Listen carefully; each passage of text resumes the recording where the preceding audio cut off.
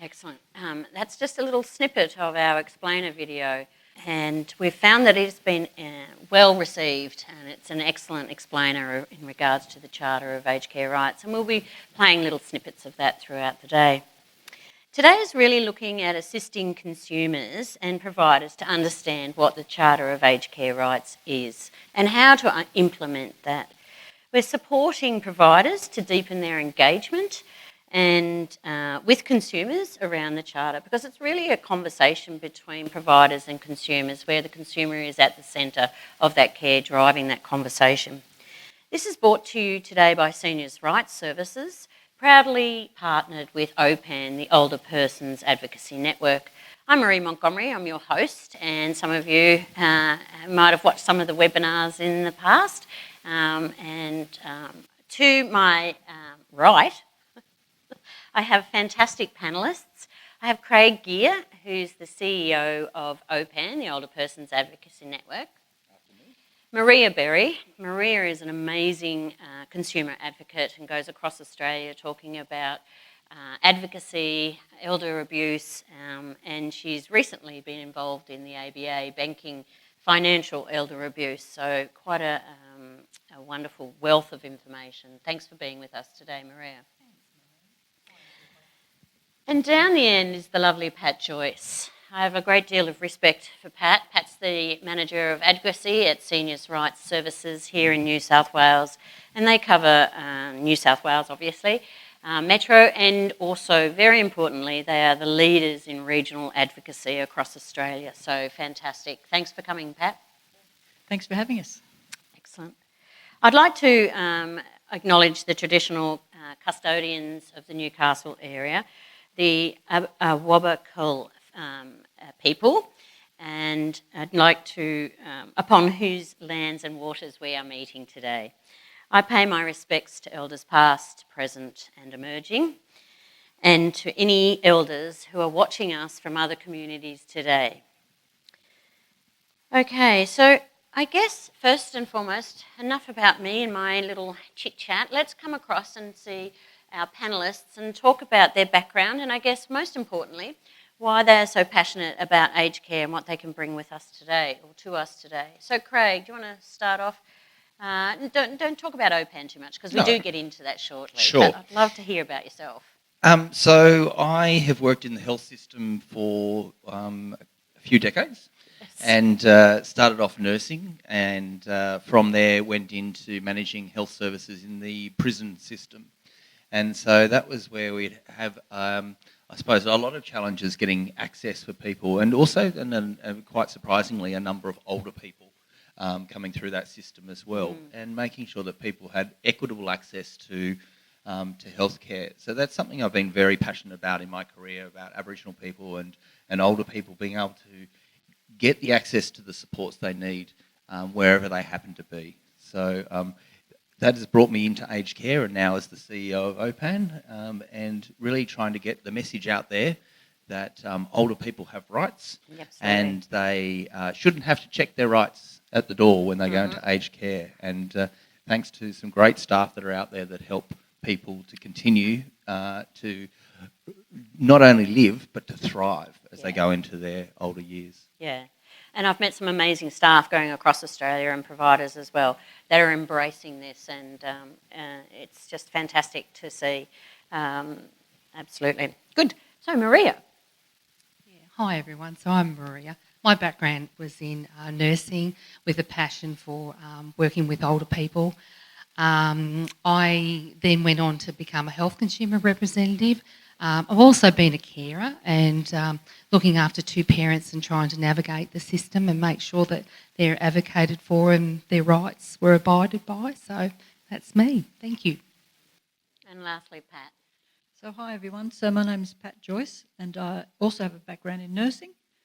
Whole panel today. Yes. So 30 years as an RN, including aged care, and I fell into this role 13 years ago, which is a nice leap as I'm getting older myself, and very comfortable in the aged care sphere and talking to staff and families and all the consumers around New South Wales, and a great team of 8 at the moment, and a social worker. So we're growing because of the demand. Yeah. about rights and information, and older people are getting older. Yeah. Yeah, absolutely. So if you were to ring the 1-800 number, 1-800 700 600, you would get through to Seniors' Rights Services here in New South Wales. And that is a really good segue, but we'll just have a look quickly at the overview. So today we're going to be looking at, and it's very, very participatory today as well. So if there's any questions or anything that you're doing, some innovation that you're utilising within your residential aged care facility or across your aged care services, please have a voice and have a chat, because we're all about that, aren't we? So we're looking at what are rights, who is OPAN, what are rights, what is advocacy, and what does advocacy mean? Can I have a quick show of hands, actually? Who here has used an advocacy service? Okay. What is the new Charter of Rights? It's something that came back from the department that we wanted to chat about a bit more, particularly in regards to the signing of the Charter, because there's been a little bit of confusion about signing the Charter, and I can see from facial expressions that that's pretty much across the board. We're going to be talking about, sorry Craig, won't be a sec, the aged care, quality aged care standards and the Charter and how they marry, consumer responsibilities, and then finally some wonderful resources that can assist you in any aged care service talking about the Charter. So Craig, across to you now, just so that we can explain who is OPAN, why are they involved in this rollout, which has been firstly, I guess, in June, July, beginning of this year, and then now again. Yes, thanks, Marie. So the Older Persons Advocacy Network, or OPAN, has been around since March 2017, when we were successful in getting the contract for the National Aged Care Advocacy Program. But the organisation, who are our 9 members that form OPAN, have been doing aged care advocacy for about 25 and getting up to 30 years in the Seniors' Rights Service. So they've been around in some form for quite a long time. So there's lots of experience there. And it's looking at that sort of independent, free service of someone that walks alongside you and helps you, the older person, to raise their concerns and have those concerns resolved. And a good framework for resolving issues and identifying them is around rights. And the Charter of Rights, which has been there for a while, had been 4 charters of rights and responsibilities, and that's now been brought in with a single set of quality standards, been brought into the single Charter of Rights. So it is really an important framework for the aged care advocates across the country to use to help providers and older people to understand that relationship and that dynamic. I suppose there's some times where just because you're in a caring relationship or receiving care, there's, I suppose, a bit of a different power dynamic that happens inadvertently, happens because someone's receiving care. So being able to understand that you have rights and how to exercise those is something that's really important. OPAN sees that as a key part of our role to help people understand that and to know about the Charter of Aged Care Rights. Beautiful. Fantastically put, Craig. And the Charter itself is so powerfully written in yet simple words that someone who's having difficulty with a voice could actually even point to them and saying, this is my part of my service that's not being met. Or it's a good communication tool for someone that's vulnerable to have power. Yeah, so I really see it as that shield, that protecting you. You might not need it all the time, but at least you've got that protection and that shield there in case you do. Beautiful. Excellent. So we're now moving on to chat a bit about advocacy. And it's such an important service. And I'm going to go down, obviously, to Pat. So, Pat, the consumer is at the centre of care with regards to the Charter of Aged Care Rights. So can you tell us a little bit more about advocacy and how advocacy services can assist and make sure the consumer is at that centre of care? Thank you. So our aged care advocates, that's specifically their role, is to look after anyone receiving Commonwealth-funded aged care services in New South Wales. They can explain the rights and responsibilities. There are both, of course, and the standards and how they relate to each person. And we'll talk later about, favourite one at the moment, open disclosure and risk. So, there's sides to each individual, and if you look at the individual, each situation and what they're capable of and what their needs are, it's a conversation piece. It's not just so black and white.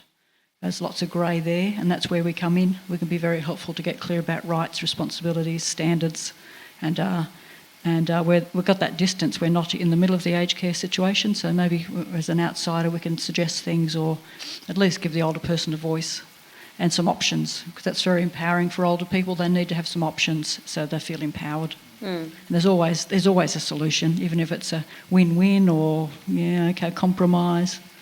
We do lots of good work out there with a lot of providers. It is amazing work, and I imagine there's a great benefit from it as well. So if a consumer was wanting an advocate, what do they need to do?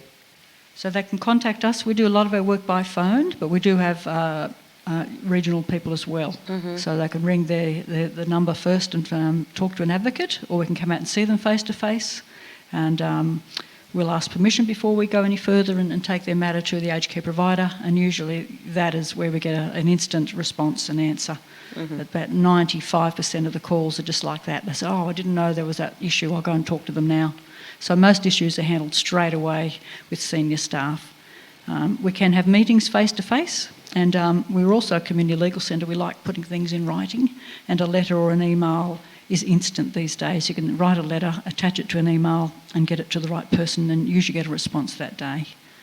Especially in regional areas, you might have a manager in charge of a whole area. They may not be on site. Old people like to know who's in charge and go to the person who's in charge, and if they're not there, they only come once a week or something. They might want an advocate to talk to as well. So an advocate's available throughout the whole journey of aged care before they get started. If they're looking for options, a lot of people don't know about My Aged Care, where to start, home care and other services as well, and also the complaints process. If we can't help, we can help people make a formal complaint. We can elevate complaints as well. So through the whole journey, we can be there by their side. And they're not always right. Sometimes there are two sides or three sides to it.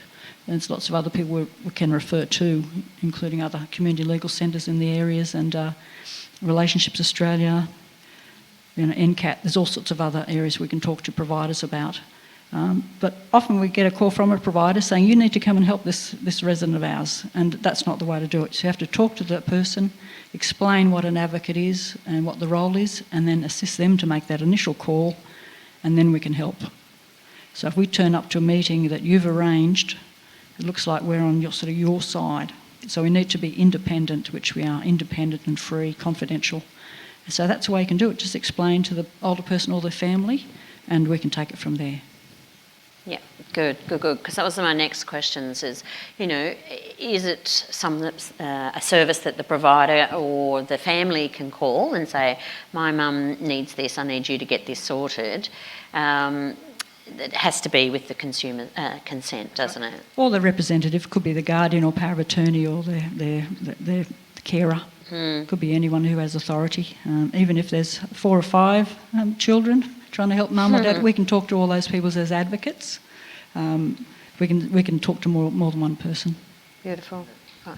So it's interesting, when they talk about sort of where there's the thing of partisan, non-partisan or bipartisan type things, we actually do say we're partisan because we're on the side of that older person and their family. So, but that doesn't mean that information about how to access our services, we see working with the providers is really key to that, so that people can understand that there is someone there to help. And then often I've seen how that our advocates can diffuse a situation, or often for a provider, they weren't aware that this was going on for the person. Yeah. Some of the research in the UK talks about only around between 4 and 8% of people will make a formal complaint, and that could be about 2/3 of people think it's because something's going to happen to them, or because they haven't been taken seriously before, or they don't think it will make a difference. So I think there's some nuances there that an advocate can get behind and really can help someone understand what it is like, what's happening for that person, unpack the issue, and really, I suppose, get in early before it needs to come to a formal complaint. Yeah, absolutely. Sometimes it's just that communication, isn't it? And both parties are unaware of what would make that person's life so much better. It can be just shades, you know. The shades aren't dark enough in my room. Those sorts of things. Could be something much deeper as well. So Maria, as a consumer advocate and a lot of experience, what sort of things do people come to you and ask for advice in regards to advocacy?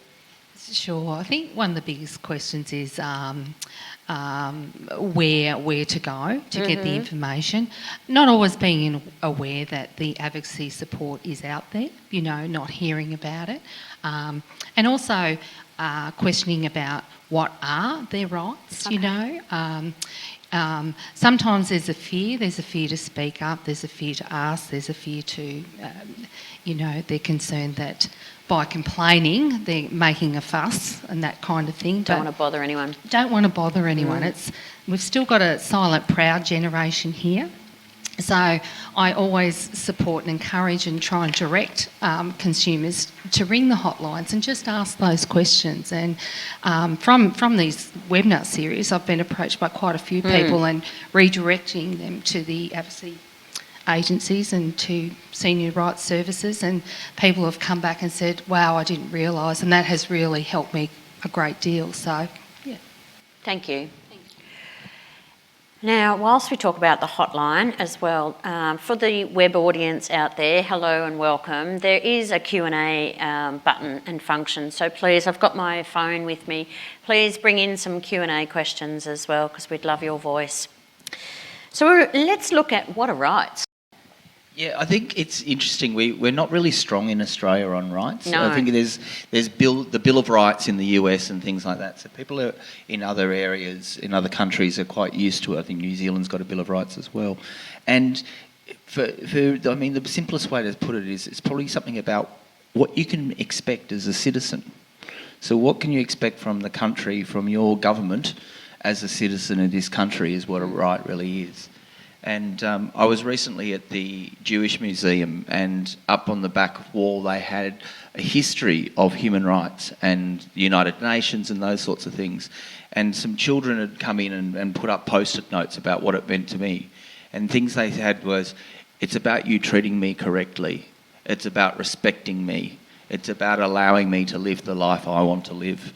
And that's effectively what it's really talking about here. And I suppose being there at the Jewish Museum and actually seeing those stories and that history and what happens when rights are infringed upon, and we don't, I suppose, appreciate them until they're infringed upon or we lose them.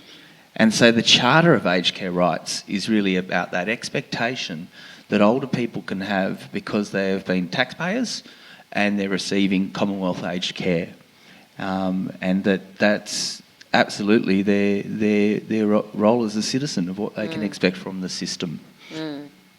It's a really powerful thing when someone goes, I know I've got my rights and I'm going to stand up for them. Yeah.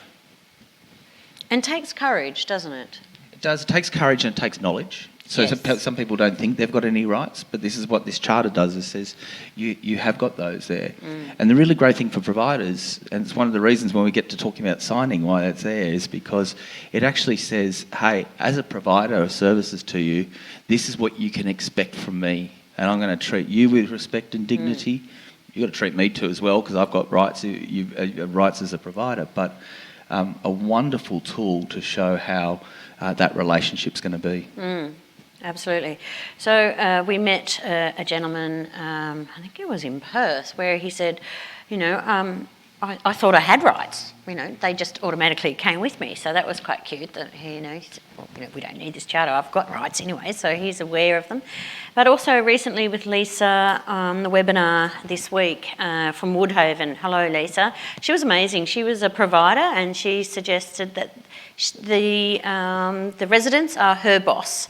So she is at the bottom of the rung, and she is. They've got their rights, and she structures the days and work around them. So that's absolutely beautiful. Big kudos to her. So let's now look at the next which is a little video which discusses, as part of the explainer video, of the Charter of Aged Care Rights. From the 1st of July 2019, the Australian Government is introducing a new and simpler Charter of Aged Care Rights for anyone receiving aged care services. As a person receiving aged care, you have the same legal rights as all Australians. The Charter of Aged Care Rights add to these and are designed to help you by putting the focus on you, giving you choice and making sure you are treated with respect. This video aims to help you understand these rights and how you can exercise them. We'll go through them briefly now. However, you'll also receive a copy on paper and you can always ask for more information afterwards. Here's a quick look at all 14 of them. You have the right to safe and high-quality care and services. You have the right to be treated with dignity and respect. You have the right to have your identity, culture and diversity valued and supported. You have the right to live without abuse and neglect. So, Pat, as an advocate, and you've been working really diligently since the inception or the implementation of the new charter, how actually have you utilised it or seen it being utilised? So people call us all the time and say, "Oh, I've read it. It's the staff have sat down and explained it to me. It's great, and now I need an advocate." So staff have been introduced to it. The residents may have already known that they do have rights and do have a charter, and this is a new one, slightly different. But now everyone knows. The staff will sit down and explain it to the person. It could be a volunteer or a staff member, and that the older person can sign it if they wish. Now, a lot of our people in the community might be receiving 4 or 5 different services, and they say, "But I've already signed one of those." Or they might say, "I've never seen it before, and this is the 5th time." So each service provider must sit down and explain the rights, charter rights to the older person, and then if they wish, they can sign it. Now, some of our older people too say that, "Well, my family told me not to sign anything because I'm a bit forgetful." So they don't have to sign it. I think when the first week of July we were told that, "Oh, you must sign it, you must sign it." So they know that they have a right to refuse or decline to sign anything if they're a bit unsure, so long as they've got had it explained to them and have a copy. That's the other thing too. They should have a copy. Anything you do sign, you should have a copy anyway. And some facilities laminate it, put it up on the wall so that they can refer to it often.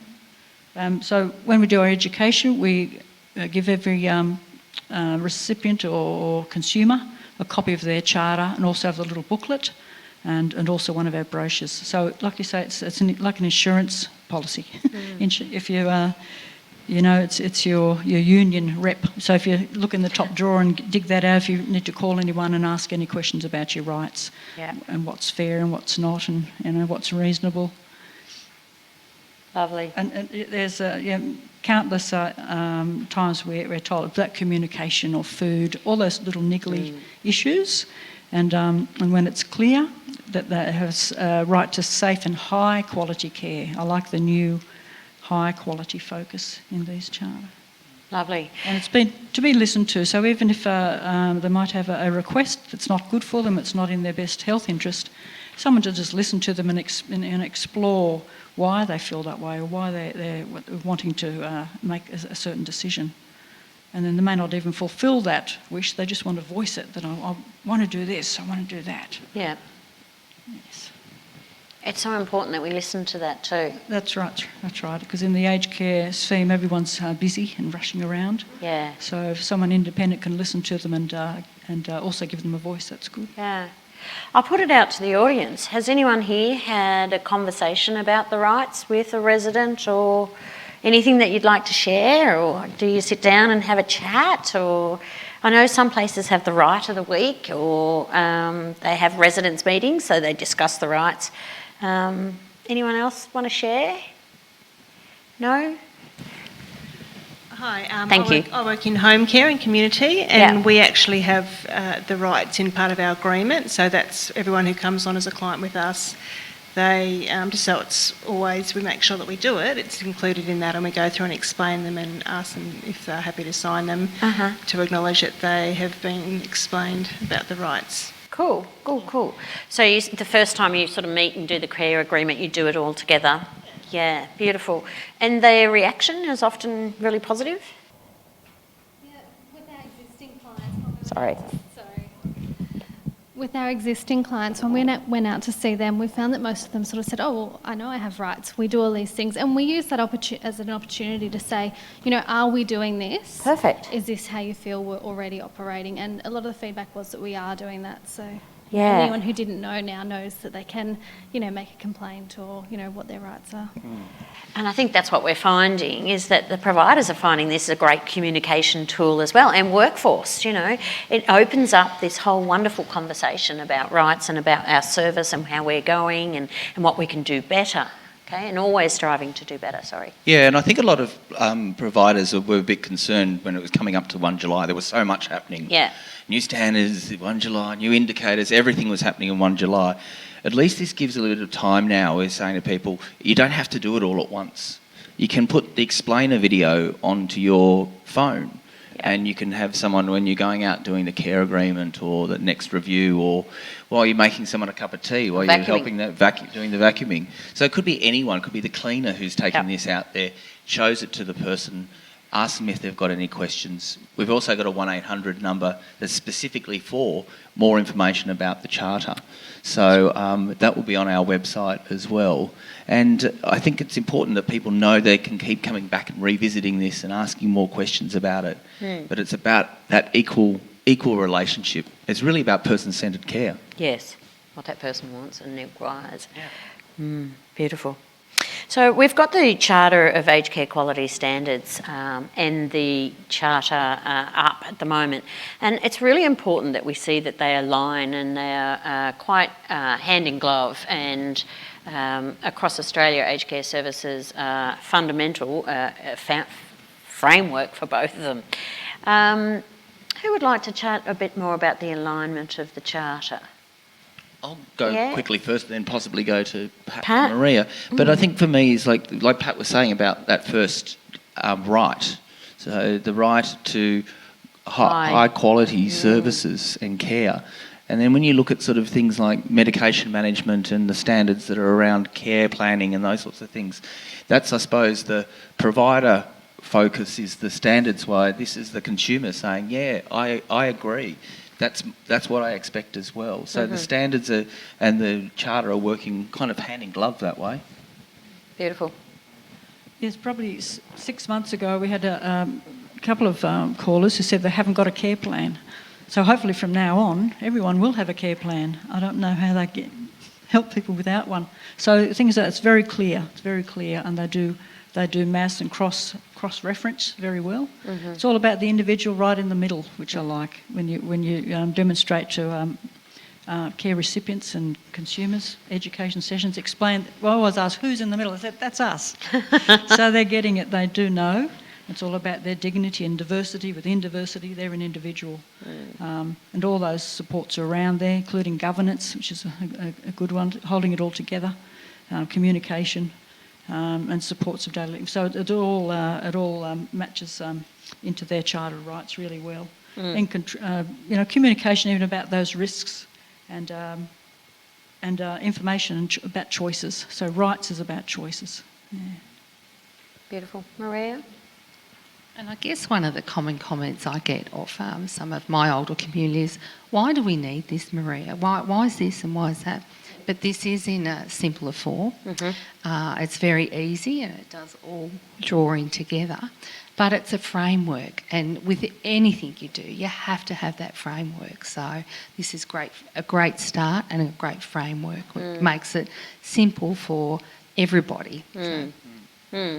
I often see the quality aged care standards is that absolute structure. It's pivotal that it be there, but it's very mechanical, and it must be there. But I see the rights as the personal colour of that mechanics. It adds to that real human value of that individual whilst they're having aged care services. So let's go to my favourite part. You have the right to be informed about your care and services in a way you understand. And you have the right to have access to information about yourself, including information about your rights, care and services. You have the right to have control over and make choices about your care, personal and social life, including where choices involve personal risk. You have the right to have control over and to make decisions about the personal aspects of your daily life, financial affairs and possessions. You have the right to your independence. You have the right to be listened to and understood. You have the right to have a person of your choice, including an aged care advocate, support you or speak on your behalf. You have the right to complain, free from reprisal, and to have your complaints dealt with fairly and promptly. You have the right to personal privacy and to have your personal information protected. And finally, you have the right to exercise your rights without it adversely affecting the way you are treated. Okay, beautiful. So we're going to be discussing your favourite right. And I'm going to take to the panel very shortly. But in the booklet on page 1 are the rights, and I'd love you to have a look at them and think about, what is my right? What is really important to me? Because I might come back to you after I've done with the panel. Maria. Now, I've actually switched numbers today because Pat's picked out one of my favourites too. There's a few on there. But today I've picked number 9, independence, and this reflects, I guess, across the industry at the moment in that with the guidelines for providing community care, residential care, it's all about enablement and wellness. And if someone's going through a period of time where they are unwell and they deteriorate, we've got a role to encourage and promote independence. Quite often people will recover and will improve with that, short-term risk support at that time when they're at crisis. So independence is very important, and that again reflects person-centred care. Everybody's different and everyone sees their roles and what they would like to do to remain independent differently. Very true. Yeah, perfect. Pat? Well, like I said, my favourite at the moment is number 7, have control over and make choices about my care and personal and social life, including where the choices involve personal risk. So that is my favourite for the last couple of weeks now.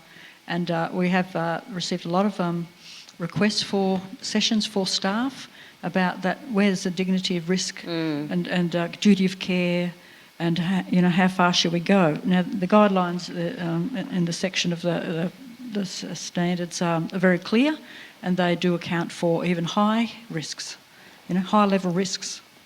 Now I do know over the years we've heard that residents in an aged care home in Victor Harbour, South Australia, go deep sea fishing on a bumpy boat with a big heavy fish at the end of the hook. So that could be risky. We've had people go up on, hot air balloons and helicopter rides, things like that. So for them, that would be risky. The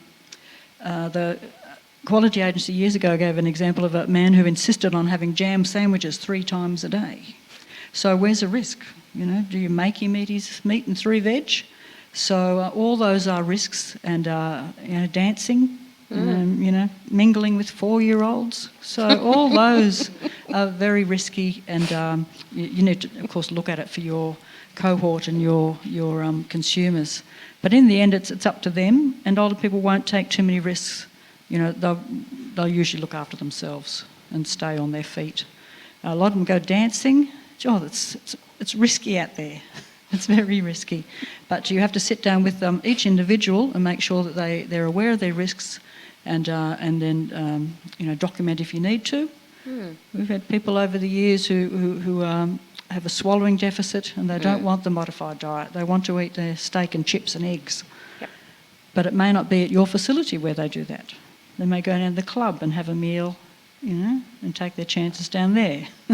So for aged care, residential care, those things are important that you involve more people in that decision. The speech pathologist and the clinical nurses and the family and the doctor. So you're not the only ones making a decision. And an advocate, of course, along the way. We can, as an independent service, we can give them information about the risks and the consequences. They may not have thought of consequences. They just want this, they want to do it now. And they may not have thought about it. They may not have been challenged. So aged care providers can challenge, and sometimes we hear that people with difficult behaviours have a new care manager and they've just got a different personality, and then things do settle down. The risk changes, or mental health team or whatever they need. So risks is my favourite, and there are ways around it as long as you document it and include as many people as possible to mitigate the risk, of course. Absolutely. I'm happy to challenge that. You can talk to me later. Ring us up. But that's the latest trend. It is one that challenges people, isn't it? Yes. And the dignity of risk is so important. Yeah, and it's understandable that providers are also thinking about, is this the right thing to do? Have we thought through all the issues? What's our insurer going to say? Those sorts of things. And I think that is, as Pat was saying, the biggest thing is to have explained it, to communicate and to document. Yeah. But people can make their choices.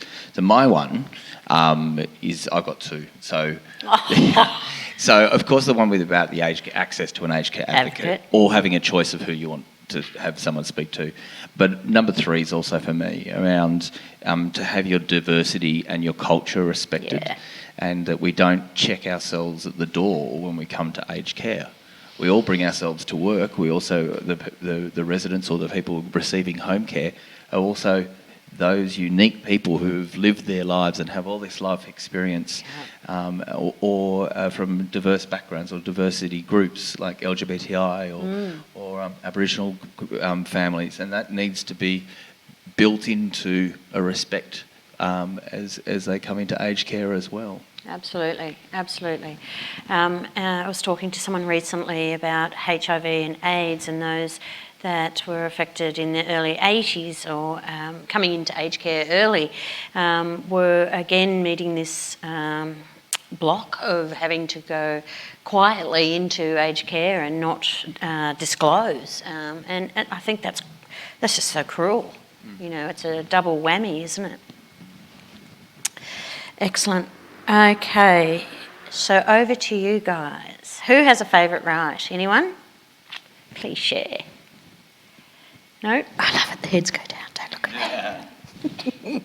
I'm nasty. Yes, I knew you. Yes, thank you.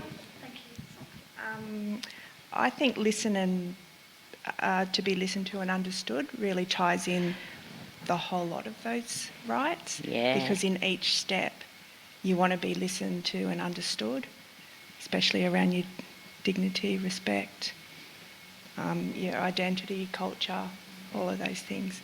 So I think it ties it all in. It's beautiful, yeah, it does. And they're so powerful, each of them, they're so powerful. Listening and being understood is also so extremely important for the elderly, particularly if they have any cognitive impairments and or Parkinsonian's disease, any of these sorts of situations where sometimes we can get busy as carers and we don't stop and take the time that they require. So I think that's a little reminder as well. Anyone else? No? No? Okay, we'll move on. So, I think we're moving on to Lila's video. So we went to Westmont in Wodonga, and I'm very lucky. I get to spend time with residents and ask them about their rights and what rights is their favourite and how important it is. So this is just a little quick video of Lila. All information about myself, including information about my rights, care and services.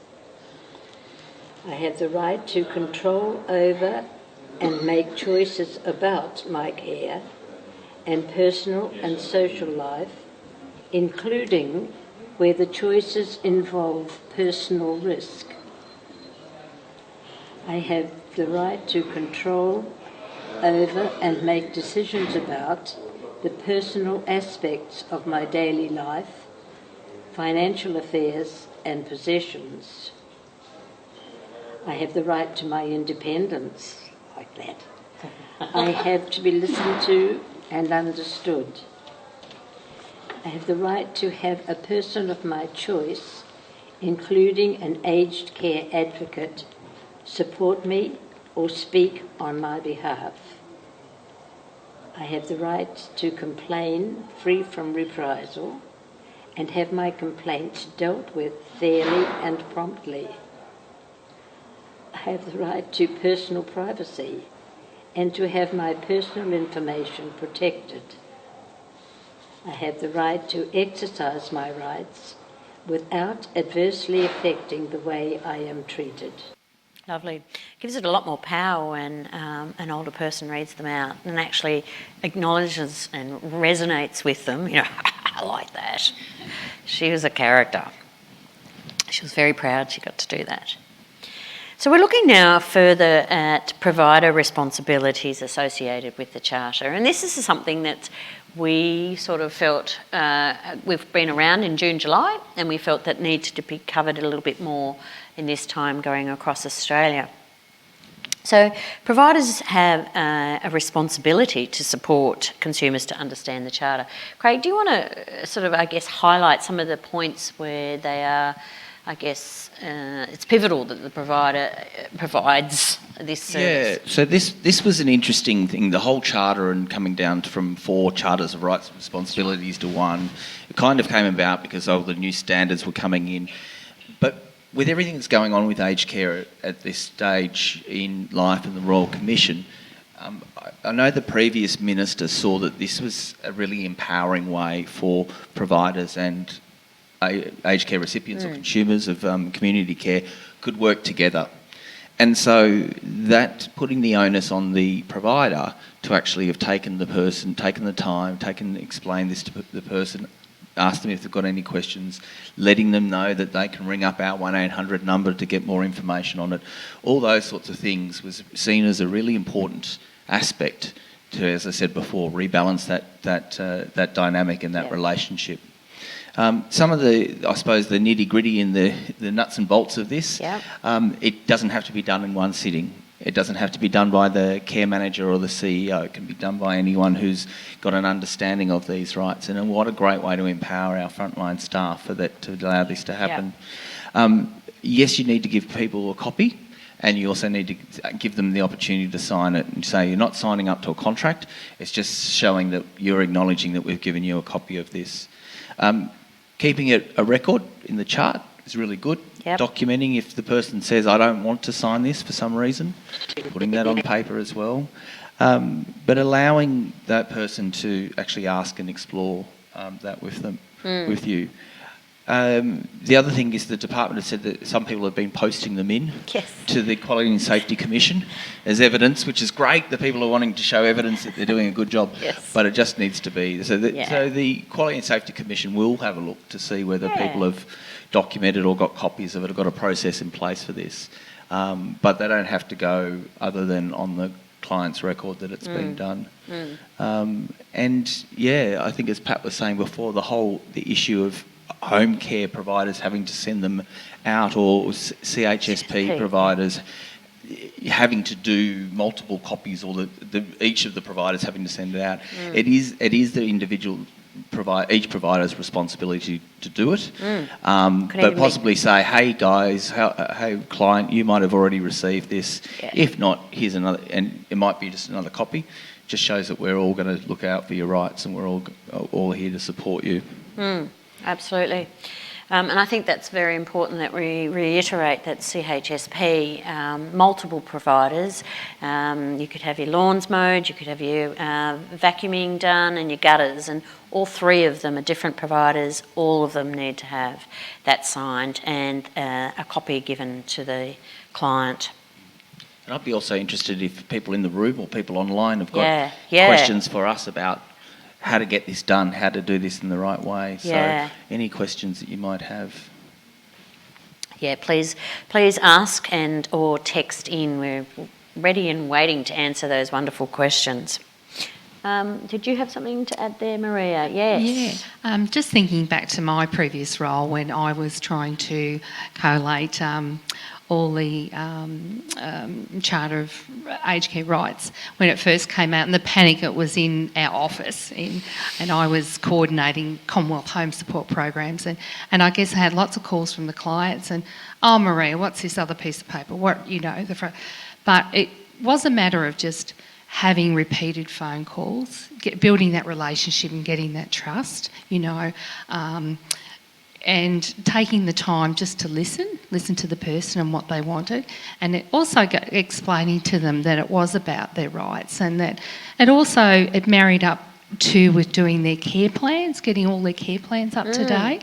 So it was a great process and a way of getting to know the client and the changes that had happened for the client, with perhaps a deterioration in health or a family member moving away. So it was a really good time, and also having some great staff that had the relationship with the person as well, that could also come on board and help explain, and also reminding to families, talking to the families too, if there's concerns with a cognitive capacity or someone just feeling a little bit anxious about it all, that they do have a person of trust, that's a person of responsibility or perhaps in authority for them to help them through that process.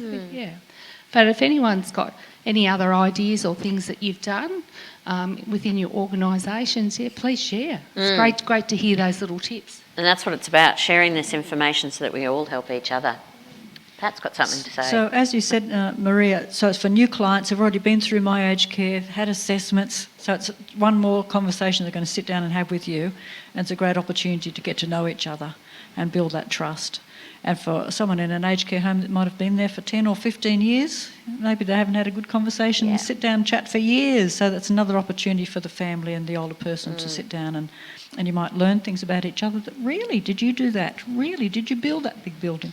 So some great people out there, and you're going to find out some interesting things about their lives as well, and build that trust and maintain that trust. Yeah, excellent. So this is the actual charter there, and we can see there that you sign. The provider must sign, and the provider must provide adequate education so that there is clear understanding of the Charter of Aged Care Rights. The consumer does not have to sign. They are invited to sign. They can take their time, they can take it away, they can think about it. It's up to them to sign. If we click a bit further...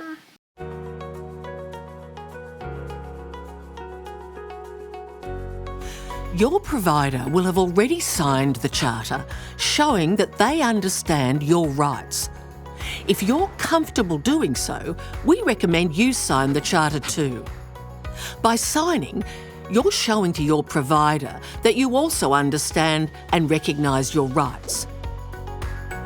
If you're not comfortable signing, or you have concerns about your rights not being upheld, talk to your aged care provider, family, friend or carer. Don't worry, your services will not be affected if you choose not to sign the Charter. If you'd prefer to talk to an independent representative, contact OPAN, the Older Persons Advocacy Network, on 1800 700 600, or visit their website at opan.com.au. Alternatively, you can ask for more information, give feedback or raise a complaint about your services with the Aged Care Quality and Safety Commission by calling 1800 951 822 or by visiting agedcarequality.gov.au. The Charter of Aged Care Rights, proudly shared by OPAN, the Older Persons Advocacy Network and quality aged care providers across Australia. This explainer video is available for anybody to use as a tool in education and understanding the Charter of Aged Care Rights. You can put it on your phone, like we said before, take it anywhere with you. Okay, so I've just popped up there some of the provider's role, and just to make sure, very clear, to reiterate that the provider's role here is to provide education to the consumer of their rights. And they can sit down. What are the conversations that you guys are having? Rather than me telling you, has anyone here had that opportunity to sit down and chat about the Charter? No. That's interesting. Okay, yes, yeah. Yeah. Do you use the Charter itself and say these are your rights, or do you, I don't know. We read through it together with the client, and we ask them questions, to make sure they understand and comprehend what it's about. Okay, so can I even dig further? What sort of questions would you ask if it was me? So we'd read through them together. And could you use the booklet as well? Could I? Yeah. I pushed you now. Sorry. Yeah, there was actually, I was reading this before, and there were some good examples. And that's another thing we sometimes do is if, I say, I might just be asking if they understand something, and if they sort of give me a look that's a bit vague, we then sort of try and come up with an example that might be relevant to them. Particularly around the dignity of risk and that sort of one. Because people don't really understand that they can actually say no when we recommend things. That is so. That's probably the biggest one that people didn't realise. Yeah, and that's what I think we find across as well, is that I can actually say no, and I'm not going to get in trouble for it, or I'm not going to bother people, if I do that. And I think there's so much power in that as well. Is there relationships? Do you find you have stronger relationships or change in your relationships with consumers? No, I think we've got fairly good relationships with our consumers. We try and see them monthly or second monthly, all the case managers or nurses. So, yeah, and that social support as well. That's so important, isn't it? Yeah, they probably want you to read it a couple of times. Just invite us back to read it again. Didn't get that part. Excellent. So yes, to provide assistance with language and literacy. So this is in 18 different languages. Is there anything else you ladies and gentlemen would like to chat about at all in regards to provider responsibilities? Anything further? No, I just think it's a good idea. Some providers haven't seen this little book that talk about responsibilities as well as the rights. So it's a nice, clear little booklet, and even about paying fees, that's clearly written now. I know that has been an issue in the past. So now the responsibilities of, respecting staff, making sure it's a safe environment for staff, especially in the home, and the rights as well. So it's a good little booklet. If you haven't got any, ring us at Seniors Rights Service. I'll get on the department's website, get some more, OPAN, and they go together. Yeah, I think the booklet is really a great example of it, it's a free resource. You can order hundreds of copies from the Department of Health's website, and that way it does unpack and give a couple of case examples, because they can be a bit dry. The other thing I've heard is around the responsibilities around the provider's responsibilities is the responsibility to not add more rights or take some of them away. We have heard some examples where people have said, but we're going to add our own ones in. And no, the 14 are the 14. The Charter is the Charter. The Charter is the Charter. So it stands alone. Now, if you want to communicate some of your expectations about relationships or how complaints will be made, those sorts of things, that can be done in another, I suppose, brochure or something like that. But it doesn't change that. The other thing it doesn't change is if you haven't actually provided or sat down with someone or had that opportunity yet, their rights still stand. So from 1 July this came in. So it's not as if just because they haven't got their copy that doesn't stand. It will be that the person's rights are in place. We're going to talk about time frames and those sorts of things? They'll come up shortly. Come up shortly because we'll touch on that about when people, particularly around CHSP, there's a little bit different about the time frames to get to have that conversation with the older person. Yeah, and that's purely around distance and time frame that you actually see the person. And and recognising there's a lot of people out there on CHSP at the moment, so getting around to everyone and having a good conversation with them can be a bit tricky, and I think that got recognised. Yeah. So just to also reiterate as well, the record keeping requirements. So where is the charter supposed to be kept? Like once it's signed, where is the best place for it to be kept? Okay, well, for the client, of course, a place at home that they'd possibly like to put it. For some of the clients that I was working with, they like to have it on their fridge. They liked it laminated on their fridge or in their particular folder. Now, back in the office, it was scanned and kept in the system, and also some organisations have still got some filing cabinets as well. So, but it was every piece of documentation like that was copied, and of course privacy and confidentiality with that as well.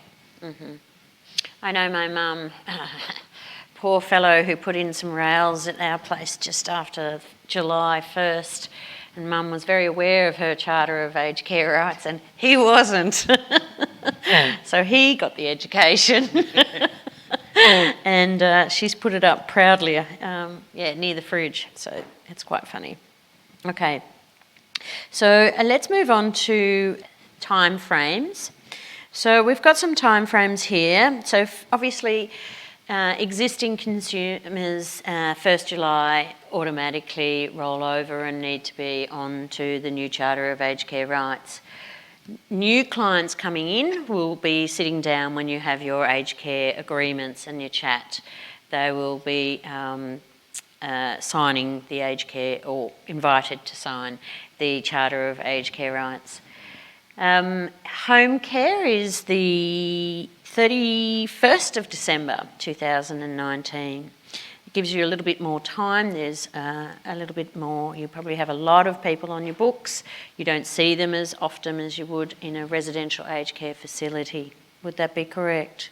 Yes, lots of nodding. And then finally for Commonwealth Home Supported Programs, CHSP, they've given the longest amount of time. If you think across rural and regional Australia and some of the programs with multiple providers, you've got till 30 June 2020 to have everyone signed up in regards to the Charter of Aged Care rights. So I think just on that, I think the department sent out a sort of template letter that could go out. So those letters should have gone out. I think that was by 30th September, so that people have been notified that they are working, even if you're a CHSP client, Commonwealth Home Support Program, you're still operating under this new charter. Just got till June to actually have the conversation, or send a video link through of one of our explainer videos, or show it to them on your phone or on an iPad. That's still got that time to do. There's also, in that letter was our helpline or support line around the charter that providers can ring, but also more importantly the older people themselves or their families can ring and ask questions about that as well. So that'll be on our website, that specific 1-800 free number to call about the charter. Yeah, so I very naughtily can't remember it right now. So it's a 1-800 number and it's purely for the charter. Excellent. So in your little books here, you'll find the booklets. You'll find a little case study on Lee. I'll just find what page it is. Thank you so much, page 5.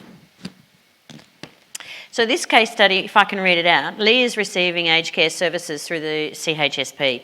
These services include help with maintaining the garden and cleaning the house.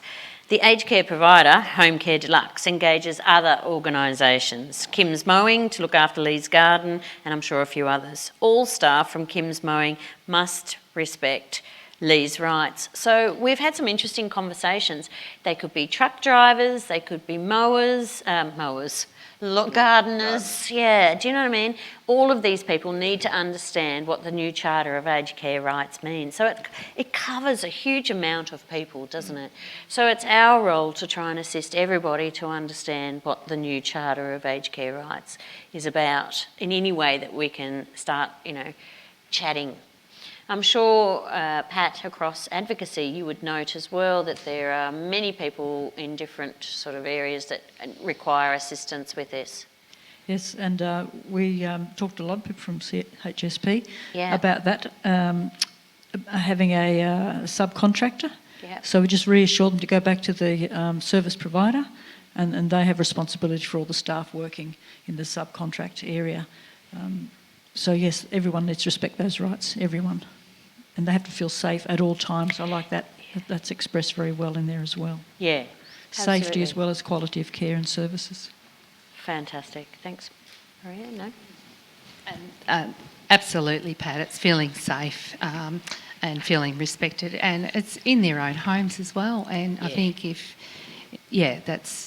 that's a right to feel safe. It's an absolute right, yeah. And respected at home. So, and I think a few calls that we've received, sometimes a client might have been a little bit confused or frightened or anxious, and then we could quite often contact, with the client's permission, the family member or a friend or somebody to come around and be with them if someone else was coming around, or if they were just a little bit confused and frightened. So there's things that you could do, and also if able, as a case manager, I could go out and sit with the person or make sure that I had a staff member there present that the person trusted. So there's other ways you can do it. Lovely. So we're moving on to consumer responsibilities. Let's play the video first, and then we'll have a little bit of a chat about it, because it's actually very important that we understand that this is a dual rights, isn't it? So, what's next?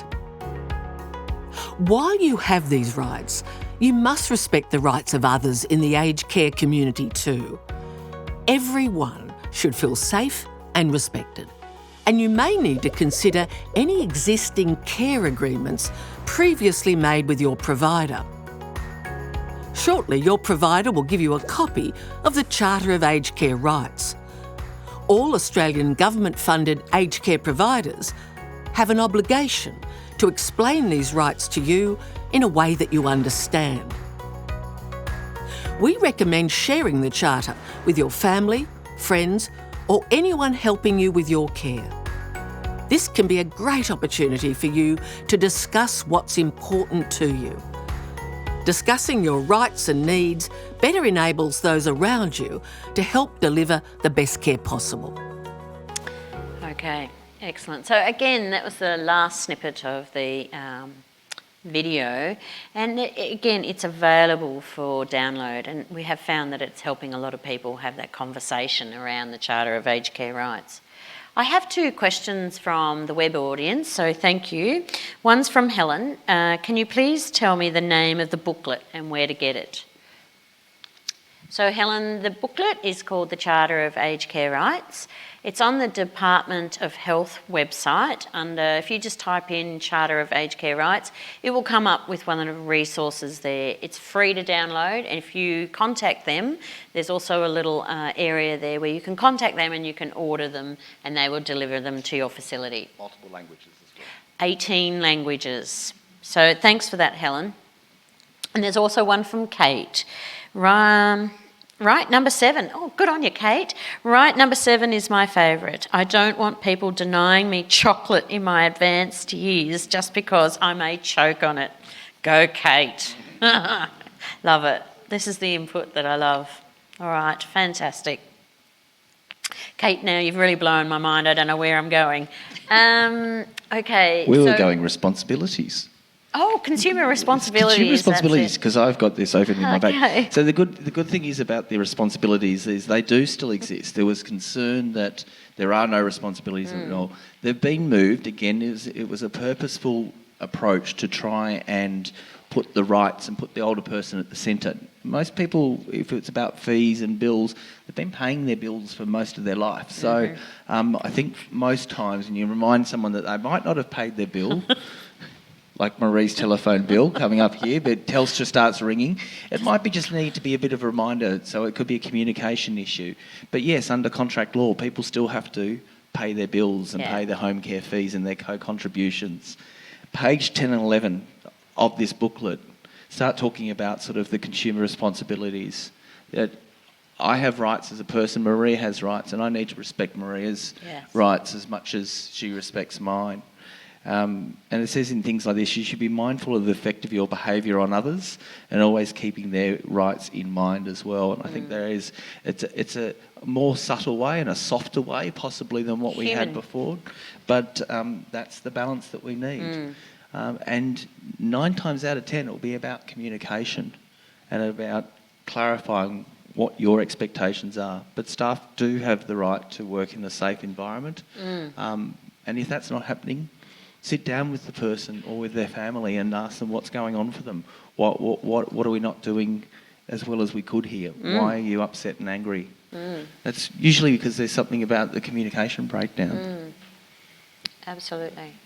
That conversation's so powerful and about, I don't want to be showered at 6 o'clock in the morning. I'm more of an 11 o'clock in the morning type thing, and I'm going to be cranky at that time in the morning. So, little things.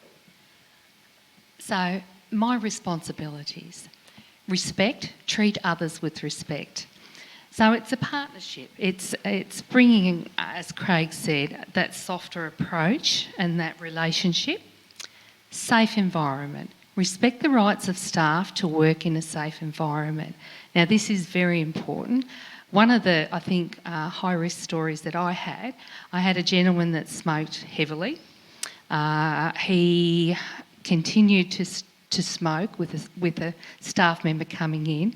He was in an old farmhouse, and he also had a snake that kept popping up in the floorboards in his home.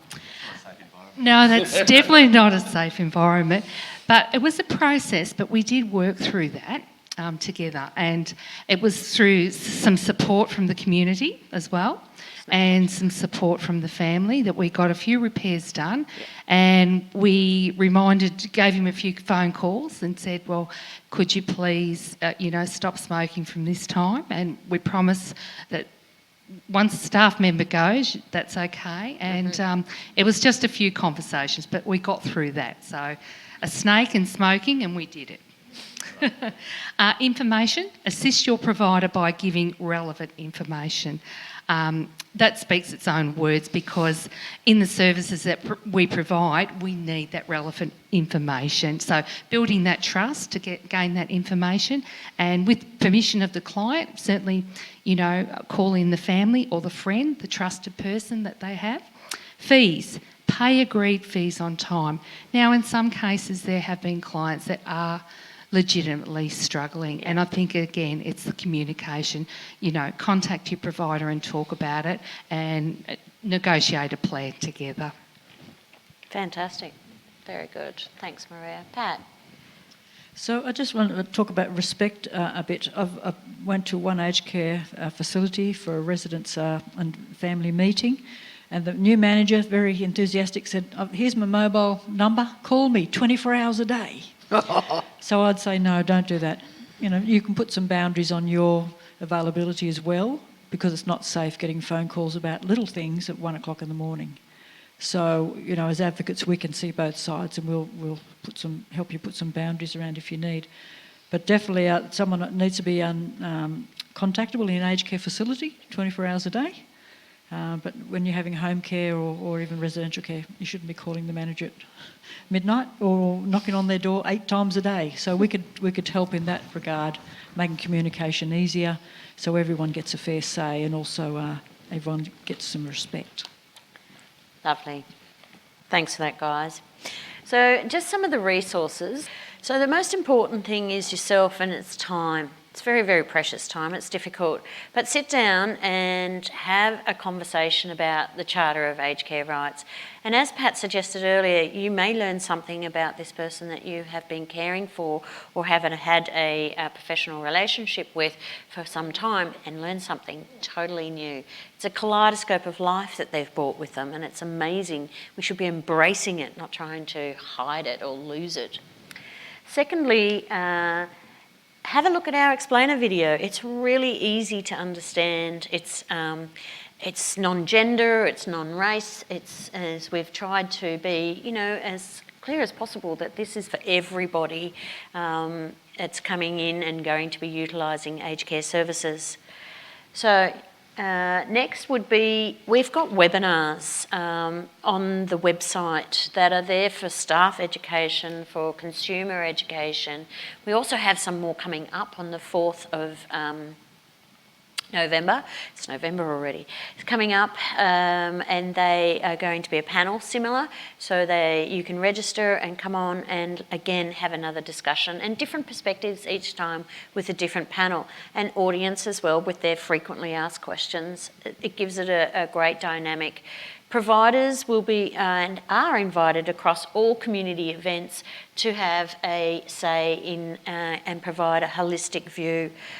Then finally we have the booklets and posters. Again, these are on the Department of Health website. You've got posters that are about yay size, and they will send them out to you as well so that you can have them around your facility, and or if you need be, bring them on Commonwealth Home Support Program visits or home support visits, home packages.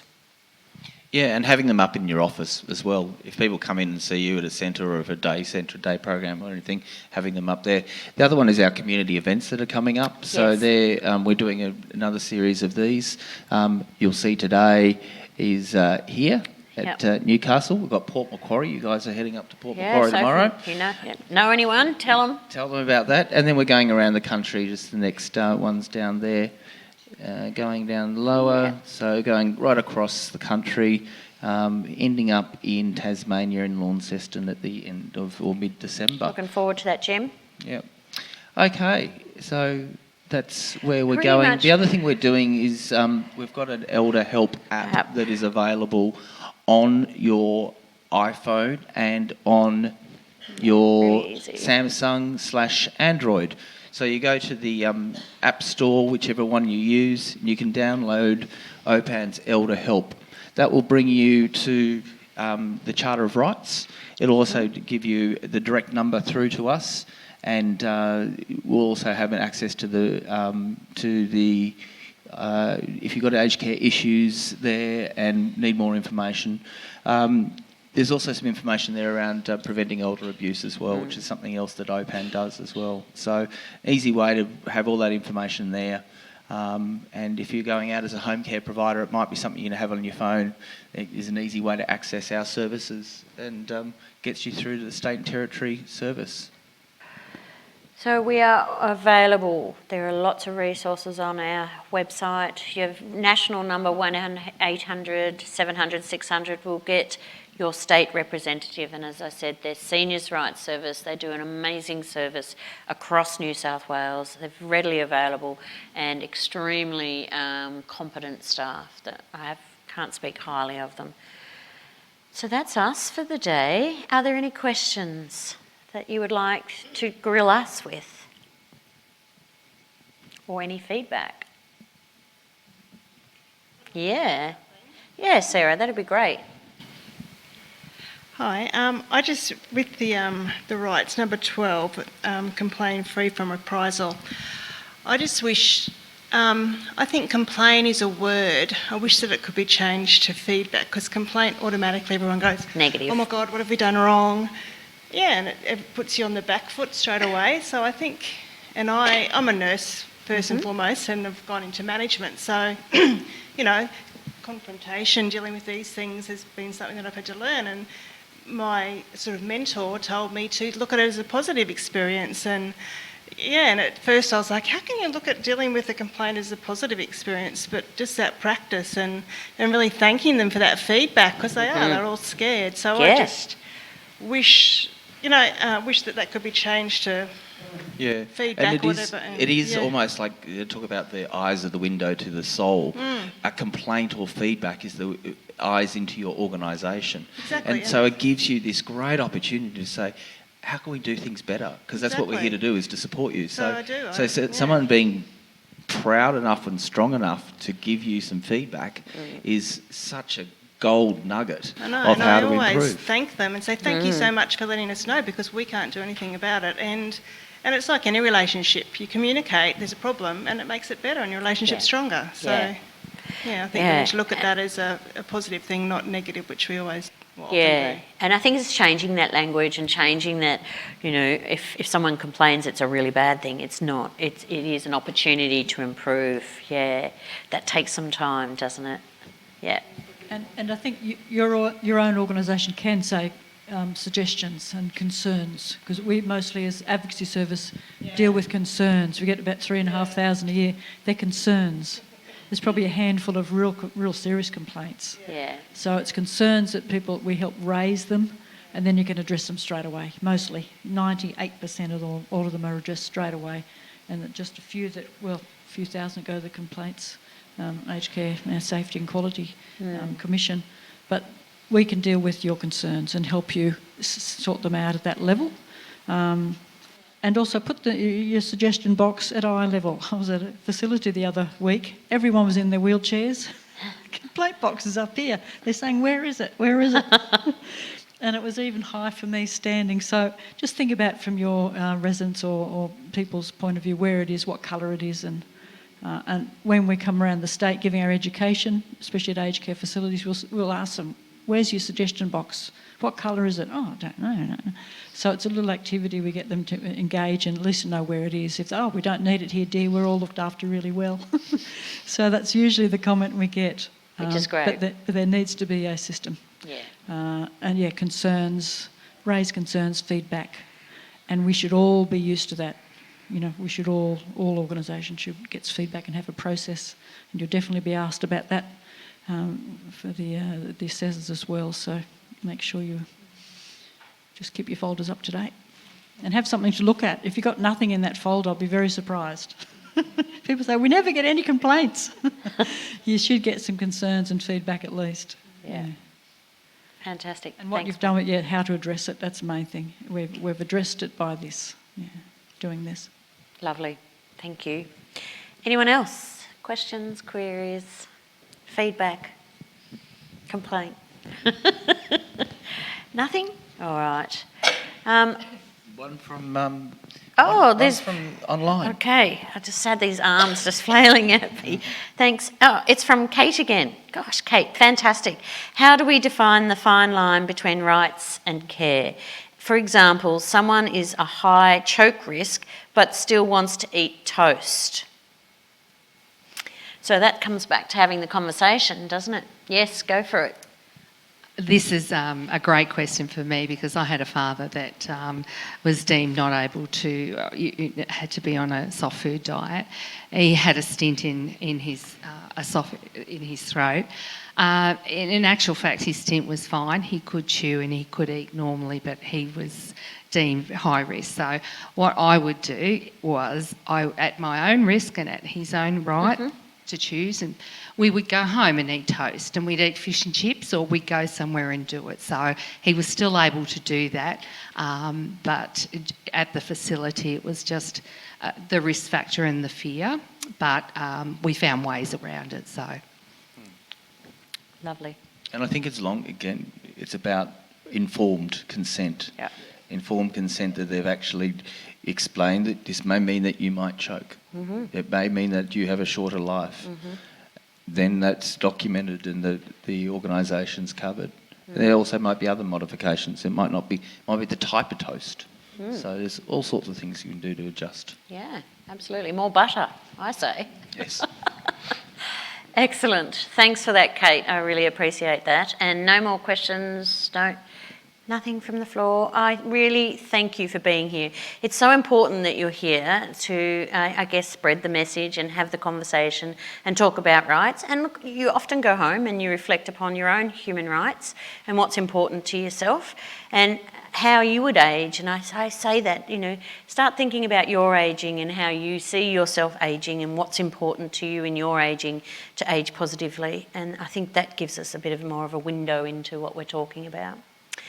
I'd also like to thank my amazing panel. Thank you so much, because again, I know how busy you all are, and particularly Pat for coming today. It's your expertise and I guess ground level work is so important, so thank you so much.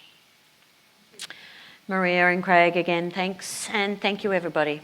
Take care.